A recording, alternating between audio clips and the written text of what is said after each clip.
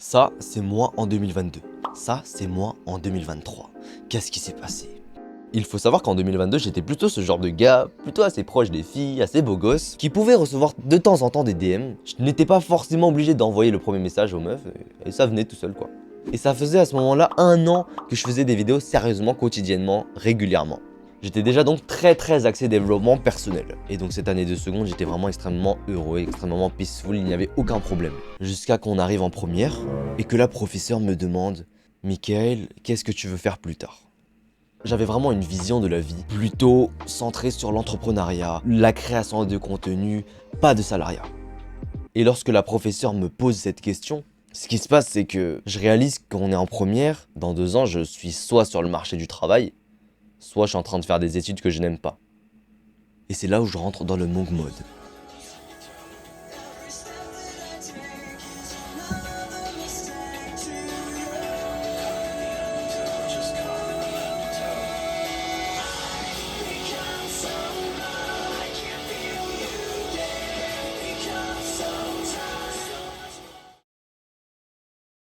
À ce moment-là, j'étais extrêmement sombre, j'étais extrêmement cynique, j'avais un cœur de pierre, je ne pensais qu'à l'argent. Il n'y avait que l'argent dans ma vie, c'était que ça, comme Alexis Chance. Un mec putain de fermé d'esprit, maladif du business, dépendant maladif du business, qui ne pense qu'à ça, qui, lorsqu'il a perdu 1 minute de productivité, il a l'impression que sa vie elle est foutue. C'était à ce point-là, j'étais malade à ce point-là du business. J'étais obsédé. Ma mère, elle me disait même, mais t'es pas obligé de mettre autant de pression, autant d'objectifs. T'es pas obligé de vivre une vie comme ça. Mais j'en avais rien à foutre. Je m'en bats les couilles, moi. Je veux la mettre à l'abri. Je veux être différent des autres. Parce que je suis un putain de super saiyan. C'était vraiment dans cette optique-là que je travaillais. C'était la vie ou la mort. Si je n'avais pas mes 14 heures de travail par jour, j'étais déçu de moi. C'était à ce point-là. Et j'extrapolais cette discipline et ce cœur de pierre dans le street workout aussi. À l'époque, je n'étais pas très fort. Mais je me donnais à fond. Je me démontais le triceps et mes pectoraux à un point, mais tu ne sais pas, tu ne peux pas t'imaginer. Et je n'avais pas besoin de musique parce que mon cœur, il était déjà en pierre. Et donc forcément, lorsque tu es encore en pierre, tu n'as pas besoin d'être influencé par de la musique qui va te motiver. Non, tu es déjà motivé, tu es déjà déterminé par la vie. Je m'entraînais jamais avec de la musique. Et ce que je faisais, c'était que... Oh putain, mais ça c'est incroyable. Putain, j'avais des hallucinations. Mon gars, j'avais des hallucinations. Je t'explique. Ne t'inquiète pas. Lorsque je faisais mes dips, à la fin de mes séries, lorsque j'arrive à l'échec musculaire, j'avais une hallucination. Je voyais Black Michael, le Michael du futur qui me regardait, qui me faisait « Si tu rates cette répétition, t'es de la plus grosse pute du monde ». Et il me disait ça et c'était vraiment une hallucination. Il était devant moi, il apparaissait devant moi, le Black Michael, the black version of me, of myself. Il était là, trop beau gosse, 75 kilos de masse musculaire, sec, cheveux un petit peu bouclés, beau gosse, boucle d'oreille, tracé de fou, beau gosse de mort, de la mort. C'était ma version du futur qui me regardait. J'avais des hallucinations lorsque je faisais des dips.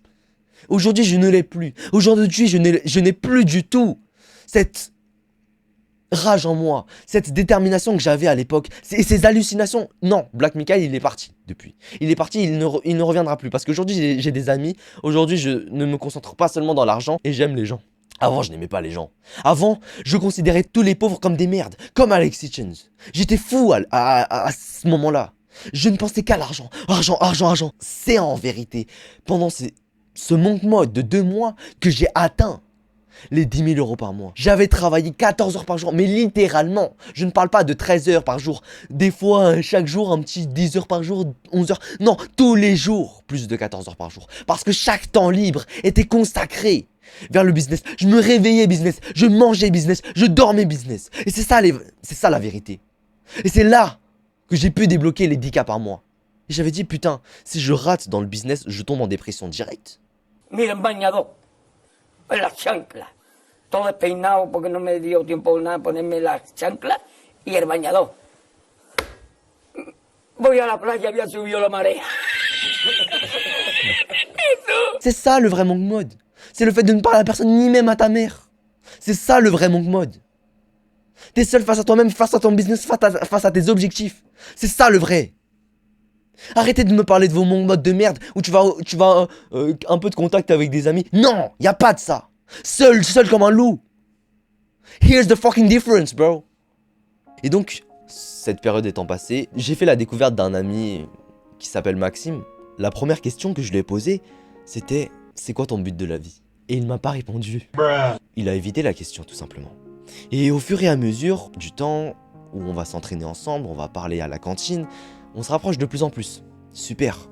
Et donc c'est cette personne qui m'a ouvert mon cœur, qui a ouvert mes émotions. Parce que ce gars-là, à ce moment-là, il était d'une moralité, d'une bienveillance. La vertu en personne. C'était l'allégorie de la bienveillance, ce mec, Maxime. Et j'avais trouvé qu'on avait une putain de complémentarité entre lui et moi, parce que le gars, il était gentil, mais gentil profondément, et dans le développement personnel aussi, parce que oui, il regardait Hamza à ce moment-là, et Ice Cold JT, pour les connaisseurs, et moi, j'étais la version black du développement personnel, la version Alex Hitchens du développement personnel. J'étais un mec putain de cynique, qui insultait les gens de pauvres, je m'en battais les couilles de vous, vous êtes des grosses merdes. C'est ça ce que je disais, c'est ça ce que je pensais dans ma tête. Je pensais vraiment à ça, j'étais un connard à ce moment-là, tu comprends ça? Et Maxime et moi, nous avions fait une putain de connexion amicale, mais directement coup de foudre. C'est à partir de ce mec-là, j'ai commencé à avoir un groupe d'amis extrêmement proches, extrêmement sincères et extrêmement dev perso et fidèles et plein de valeurs. Des beaux gosses, avec qui je m'entraîne aujourd'hui, avec qui je peux parler de tout et de rien aujourd'hui. Et c'est là où j'ai ouvert mon cœur. C'est là où je suis sorti complètement du monk mode et que j'ai commencé à sourire à la vie, à profiter de la vie. À moins penser à l'argent, constamment. Parce qu'aujourd'hui, lorsque je finis mon travail et que je vais à la cantine, je sais qu'ils m'attendent. Et ils savent que je les attends. Aujourd'hui, j'ai des gens sur qui je peux compter. Et elle est là la différence entre Michael monk mode d'il y a 1 an et Michael d'aujourd'hui. Et pour te dire qu'à l'époque, lorsque je faisais le monk mode, les seuls moments où je prenais la parole, c'était les moments où on me disait bonjour, donc je répondais bonjour, et les moments où je participais à l'école, en classe, pour avoir des bonnes notes. Parce que forcément, oui, j'ai toujours eu des bonnes notes, j'ai toujours eu plus de 17 de moyenne. Forcément, j'ai une intelligence académique qui me le permet, j'ai une génétique aussi. Merci papa, merci maman. Ça, c'est vrai. Je suis très bon en mathématiques naturellement, donc super. Mais pour te dire, les 10K par mois ne viennent pas de n'importe où. Et là tu vas me dire mais c'est seulement 2 mois. Je te parle de 2 mois de monk mode complet. Mais ça fait 3 ans que je suis en création de contenu. Et ça fait depuis 2015 que j'ai fait ma première vidéo. Donc ce n'est pas par chance que ça arrive comme ça. À un moment donné tu saisis sûrement une opportunité. À un moment donné une opportunité va arriver si tu es toujours là. Tous les jours si tu es présent, tu es toujours comme ça. Et pourquoi est-ce que je te parle de ce monk mode là? À ce moment là, j'en avais rien à foutre de mon apparence. Et c'est pour ça que j'avais glow down. Je ne prenais même plus soin de moi. J'étais sale. Je me douchais pas si bien que ça. Je prenais 2 minutes pour me doucher et ensuite je vais directement le business devant l'ordinateur comme un putain d'autiste. C'était ça ma vie. Je m'en battais les couilles de couper les ongles. Hein. Je m'en battais les couilles. Je me lavais pas les oreilles, je me lavais rien du tout. Je me brossais les dents un petit peu vite fait, allez 2 minutes, c'est parti, après on va se doucher pendant 2 minutes et après c'est parti. On va rester sur l'ordinateur, on va travailler. Comme un putain de geek League of Legends, mais sauf que je n'étais pas un geek League of Legends, j'étais un putain de travailleur. Je convertissais tout mon temps libre en temps productif. Aujourd'hui je ne suis plus en mesure de le faire puisque j'ai plus cette détermination de psychopathe. Non, c'est vrai. Donc certes, le glow down il a été fait. Aujourd'hui ça va, je me rattrape assez bien. Mais je vais vous dire quelque chose, c'est que à travers toute cette histoire, tout ce glow down que j'ai eu, parce que forcément à ce moment-là, je ne côtoyais aucune meuf dans ma vie. Parce que forcément les meufs, je les rejetais comme un Alex Hitchens. Oh, les meufs c'est des putes. Ouais, je le disais. Les meufs c'est toutes des... Oui, j'étais un putain de fuckboy à ce moment-là. Je m'en battais les couilles.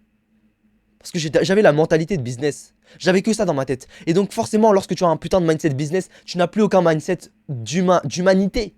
Tu n'as plus aucune humanité dans ta tête. Donc j'en avais rien à foutre des meufs. Maintenant, je vais vous dire quelque chose. Il y a quelque chose que j'ai bien appris durant ce voyage de dev perso de monk mode intense. C'est que la discipline, ce n'est pas seulement faire ce que tu n'aimes pas faire. Ce n'est pas du tout même. Faire ce que tu n'aimes pas faire. C'est faire ce que tu n'aimes pas faire. En faisant comme si que tu adorais faire cette chose. Je ne sais pas si tu vas comprendre ce que je viens de dire. La discipline, c'est faire ce que tu n'aimes pas faire comme si tu aimais faire cette chose. Parce qu'il y a une putain de différence de productivité lorsque tu fais quelque chose que tu n'aimes pas faire. Tu sais, tu es comme ça, ok, je fais la chose, mais je ne suis pas productif à 100%. Et faire comme si que tu aimais le faire. Et ça, c'est tellement dur à débloquer ça. Avoir une discipline pareille. Tous les jours faire la même chose, comme si tu aimais faire cette chose. Elle est là la difficulté. Une autre chose que j'ai apprise. S'aimer soi-même, ça s'apprend. Ce n'est pas inné.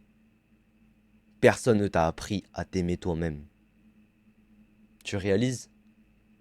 Personne ne t'a appris à t'aimer toi-même. S'aimer soi-même, c'est trouver son chemin. Que ce soit dans le développement personnel, que ce soit pas dans le développement personnel, que ce soit en scrollant sur TikTok, en regardant Netflix, en travaillant 14 heures par jour dans le business. N'importe quel moyen. Tu dois t'aimer toi-même. Et c'est pour ça que je dis que la route du développement personnel, ce n'est pas fait pour tout le monde. C'est parce que tu dois trouver ton chemin. Tu ne dois pas te laisser influencer par le monde qui te dit arrête de te branler, sinon t'es une grosse merde, sinon t'as pas de valeur. Arrête de scroller sur TikTok. Tu ne dois pas les écouter de A à Z. Si tu aimes ça, si t'es heureux comme ça en te branlant, fais-le. Aime-toi toi-même comme tu le veux. Pas comme les autres veulent que tu t'aimes. Est-ce que t'as compris là? T'as compris ce que je viens de dire? Allez, je vais vous laisser. Salut l'Empire.